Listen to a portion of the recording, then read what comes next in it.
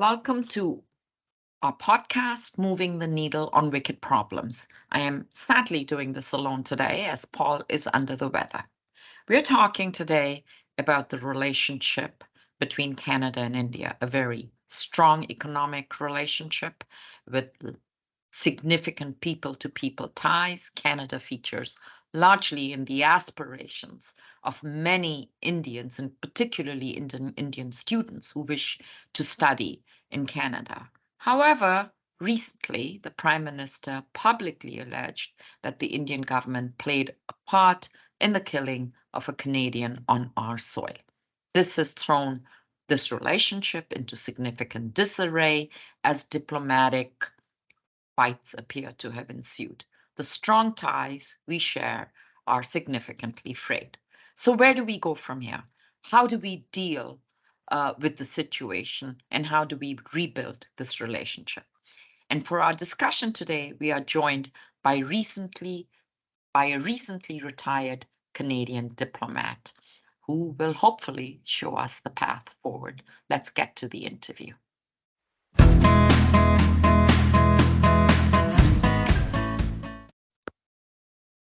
To delve into this tricky situation, a wicked problem, as we may well call it, we are speaking with David McKinnon. David is a former Canadian diplomat who has been posted to New Delhi, Canberra, Bangkok, and most recently Colombo, where he served as our High Commissioner to Sri Lanka. David, thank you so much for taking the time to meet with us today. My pleasure to be here, Senator. So, just so that our audience gets to know you a little bit, what prompted you to join the diplomatic service? Well, I'd like to say that it was something I was inspired from the age of 5 on to do, but actually it was more that after I finished my degree at the University of Toronto, I was working in the back office of one of the Bay Street firms, and started to think about, did I want to see myself in 40 years being at King and Bay? I could stay there and I could potentially make a lot of money, but did I want to have the same view out my window and it was a pretty good view. It was a 50th floor view of Toronto. And my friends were sick of me beating them at Trivial Pursuit, and a couple of them suggested I write the Foreign Service exam, because at that point it was a general knowledge test. And so I wrote the Foreign Service exam, and one thing surprisingly led to another, and they offered me a job. And then by the age of 25, I found myself living in Thailand, in Bangkok, helping Canadian companies there in what was at that stage, and people sometimes forget this, the fastest growing economy in the world. It grew 11, 12, 13% each of the years I was there. And it was extraordinary to see, and extraordinary work, and very interesting. And so I stuck with it after that. I became quite inspired to continue my career. Well, lucky for us, you stuck with it. I always want to thank those who choose public service, whether if it's in the public service or in political life. I want to thank the people who put themselves out at some considerable sacrifice to family and community. So let's get to India. So, we know, and I know, and many Canadians know that Canada has long aspired to strengthen its relationship with India for many reasons, but most clearly to strengthen our economic ties so that we can rebalance our relationship with China. We were close to completing whatever agreements were under negotiation, or moving forward with the agreements on the trade agreement with India. But all of this has come to a stop when the Prime Minister rose in Parliament and disclosed credible allegations linking the Indian government to the murder of a Canadian, Hardeep Singh Nijjar, in Surrey. So given that rather shocking statement, 3 weeks ago, where does our relationship stand now? Well, that's a good question, and it's a very difficult point in a very long relationship. But I think it's important in terms of understanding how Canada can or should or does engage with India. We should back up a minute, which is, even quite early on after India's independence, in the 50s and 60s, there was clear recognition in Canada that this country, which is 20% of humanity, ancient but modern, but very new in other ways, was going to be significant to the world. And we put quite a lot of commitments at that stage. Obviously, it wasn't trade. India wasn't booming the way that it is. It was run very differently. But there was early on quite a strong interest in developing a relationship with India. And I think in some ways, more recently, we've maybe lost some of that kind of broader understanding that India's importance goes beyond simply the trade and investment side. And I was running our trade and investment program there, and I know absolutely how important it is on that front. But I also recognize that there's a much broader set of interests there. And 75 years after its independence, India is also still the world's largest democracy. And for all of the challenges that it faces and we face engaging with India, that democracy is very important. So we need to understand the country better. We need to see it. The trade, the investment has boomed. I mean, Canadian pension funds have $30 billion of our money invested in India, and they certainly see it as a bet on the future. And so that trading and investment relationship has really shifted as well. But I just do think that we need to have a longer view and understand what India's interests are. It's in a difficult part of the world. It now sees itself as an emerging power because of the economic success that it's had.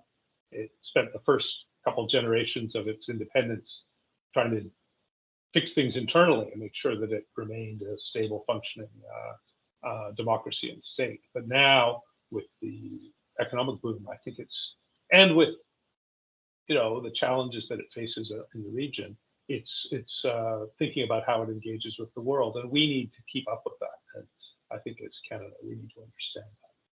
So let me look back a little bit in history. We've had our difficulties with India before. In 1974, we shared nuclear technology with India on the understanding that it would be used for specific purposes. Instead, if I remember my history correctly, India used it to build its own nuclear bomb and has now joined the growing list of nations with nuclear capacity. How did we correct that? Because we did bring it back on track. There was dismay on Canada's side. We felt let down. How did we correct that? Is it just time and effort? Well, I mean, I think what's interesting on that point is I think the Indians saw us as particularly harsh on that we were more extreme in our criticism in 1998, particularly when there was the second round of testing.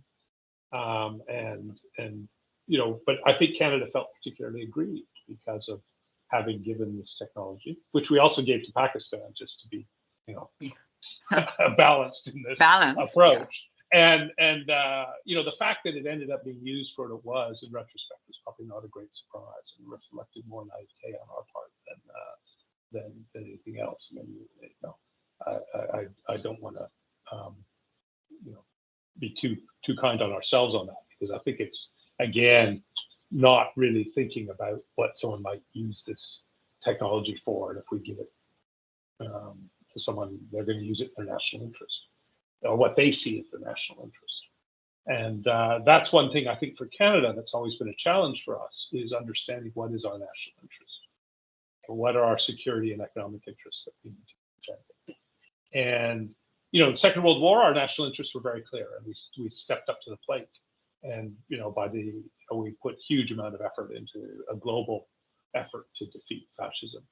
But since then, our geography has allowed us to be perhaps a little bit more relaxed about that than most countries. And so we're not very well focused on our national interests, but a place like India is extremely focused on national interests. And I think that's where some of the disconnect comes in this.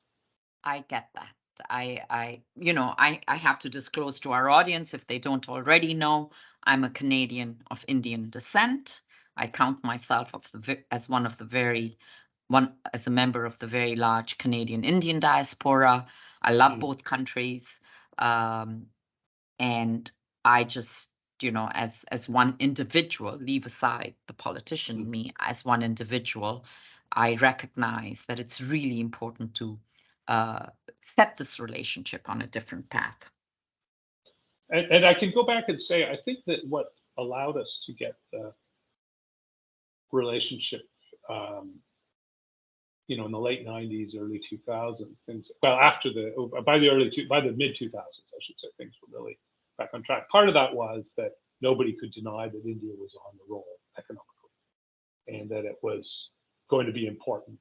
I think Goldman Sachs did this famous BRICS report. I mean, it's got to be the only international. BRICS has to be the only international organization that's based on a Goldman Sachs report, but where they identified Brazil, Russia, India, China, South Africa as being these emerging powerhouses. And suddenly in Canada, there was an understanding, oh, wow, this is a new part of Asia. And it wasn't the first time. I mean, when I was in Thailand, there was actually a lot of political interests in late 80s, early 90s. A lot of political interest from Canada and what was going on in Southeast Asia, the booming economies there.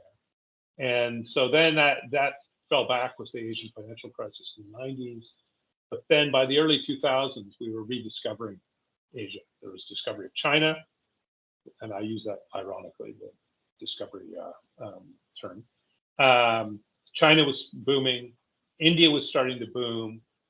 With India, the fact that it was a democracy and a fellow Commonwealth member and this sort of thing made us feel that maybe there was a more natural affinity there in terms of that engagement. And I think so. Lots of politicians were coming from Canada, and they, it was interesting watching them get together with their Indian counterparts, because politicians, at the end of the day, there's a certain commonality in their experience and on certain things, and they can relate at a personal level.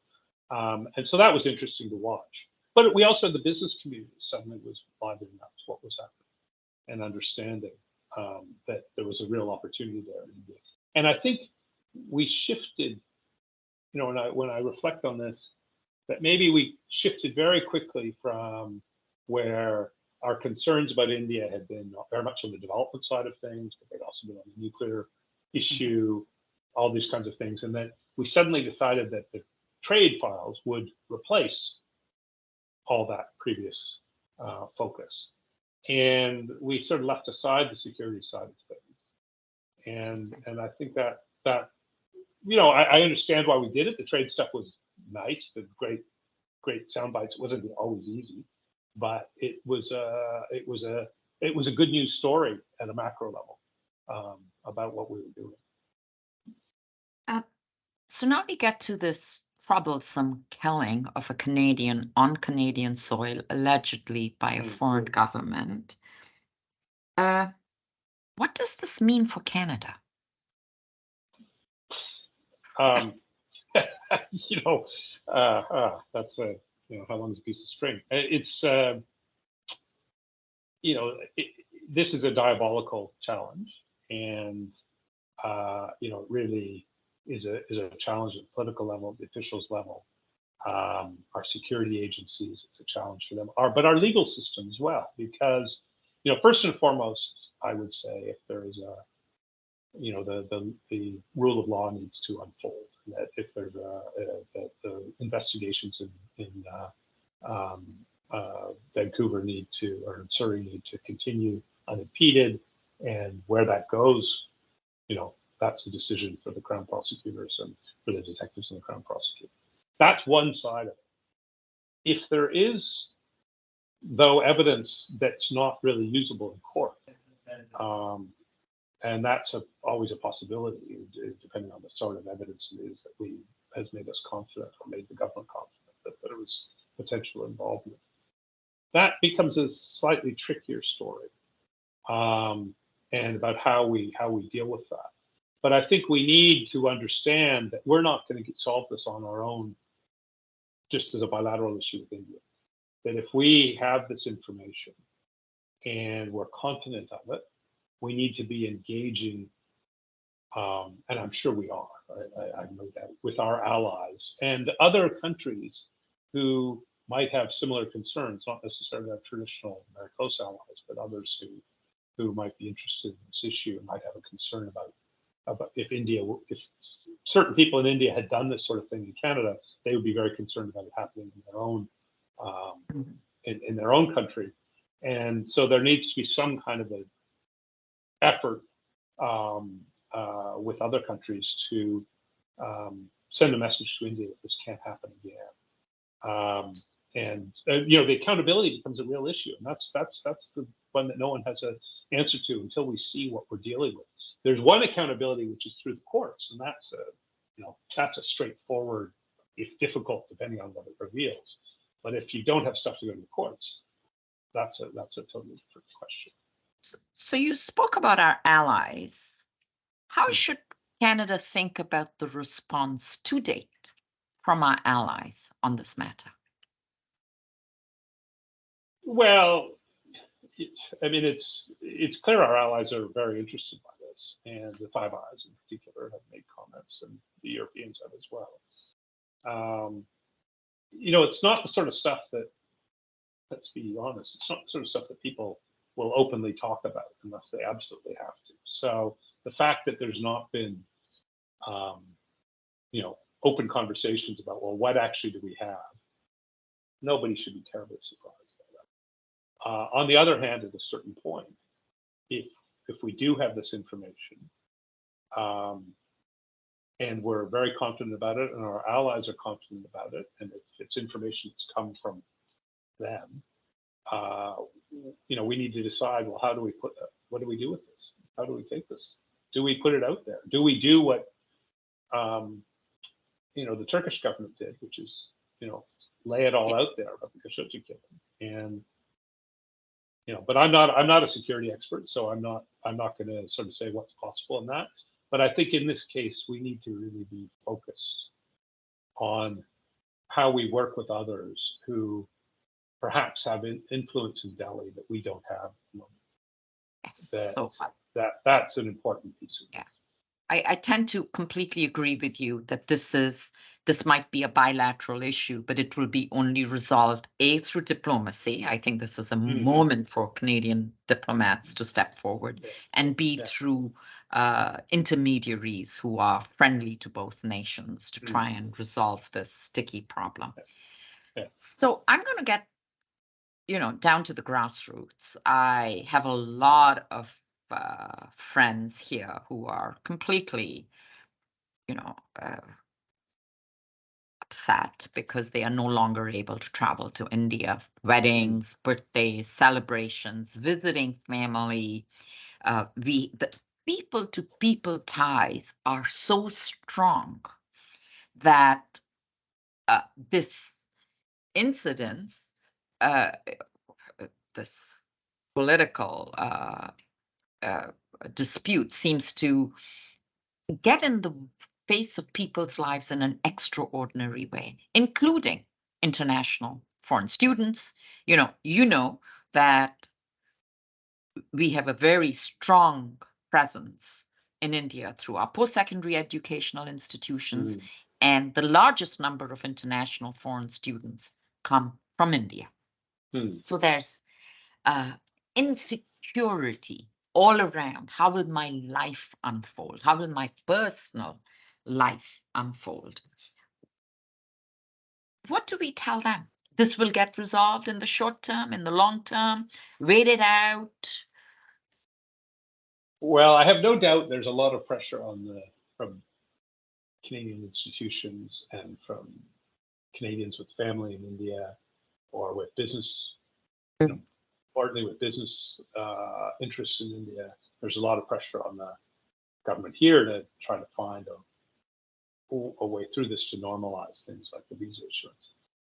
I'm not so clear on what the pressure is in India, how much pressure is on the government. I mean, are there members of Prime Minister Modi's cabinet whose children are affected by this, who are planning to go to Canada and they're hearing about it at the dinner table? That's possible. I just don't know.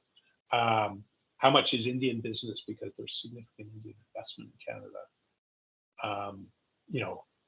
how much are they saying this is a problem because we need to bring our staff in Canada to India to work? Those, how this gets resolved, I'm not sure, but all of those interests that are affected, it's important that they be making their concerns known, both here and in Delhi. And I mean, I wrote in that Globe and Mail piece that I really hoped that there would be some quick understanding in New Delhi that doing a dramatic cut in our staff, which is really no legal basis for doing, frankly, under the Vienna Convention, but that demand for a rapid reduction in our staff in Delhi would only hinder efforts to improve understanding and communication, whether it's government to government or whether it's our diplomats understanding the broader India political and economic social situation in India, or through visa issuance and this kind of thing. And it's why I was glad that our government didn't respond by saying, okay, well, if you're going to cut that many diplomats, we're going to force you. That just would be not very useful. So I'm hoping that there will be some, realization that we need to step back and let this and let the diplomats do their jobs, and see what's out there in the way of evidence and have a conversation about that, but maybe say that there are other pieces to this relationship that need to be safeguarded on the economic side, on the people-to-people side, on the political side. So, but I'm an optimist. I'm an optimist too. So I think both you and I see glimmers of hope, a glimmer of hope that hopefully our diplomatic service will transform into a searchlight, because we do need to look for resolution. I'm also very glad that Canada's response so far has been muted. We have not sort of engaged in a tit for tat, which would be the worst thing. And I take away, David, from this conversation the following points to leave us with. One, this is an incredibly important relationship. Two, we need to do whatever we can to fix it. Three, we need to rely on our allies to broker the path forward. And four, it's not an abstract kind of construct we're in. We're in the lives of people, and that creates an imperative. And like you, I hope the next time we talk to each other, and I hope we can do this again sometime in the future on another diplomatic issue, that we will look back on this and say we were both right. Thank you so much, David, for your reflections. You're very, very welcome, Senator. I might just add one nuance to what you said, and I very much agree with where you're going on that. That there's both the short term and the longer term here. That one thing is solving or addressing the shorter term issue, which is this, accusation about the involvement in the murder of a Canadian. But there's also the longer term issue about what do we do to ensure that we have a well-rounded understanding of India and our relationship, and what drives it, not just from our side, but from the Indian side. And that's a lot of that is about long-term investment in expertise. It's not just in the government, it's in our universities, it's in our civil society. And that's a conversation for another time. But I just should say there are two pieces to this. One is the fixing the short-term problem, but I actually think that stability in our relationship will come by a better understanding of what the drivers are in it and Canada's interests, economic and security interests. You are so right. I also believe part of understanding India on our part must include understanding their post-colonial history. They are still, India is very much still sensitive to its colonial past. And we have these conversations in Canada as well, but not, I believe, to the extent and depth that they have. Thank you so much, David. Thank again. you, Senator. No, Thank you. It was terrific. We'll carry on this conversation another time. Thank you.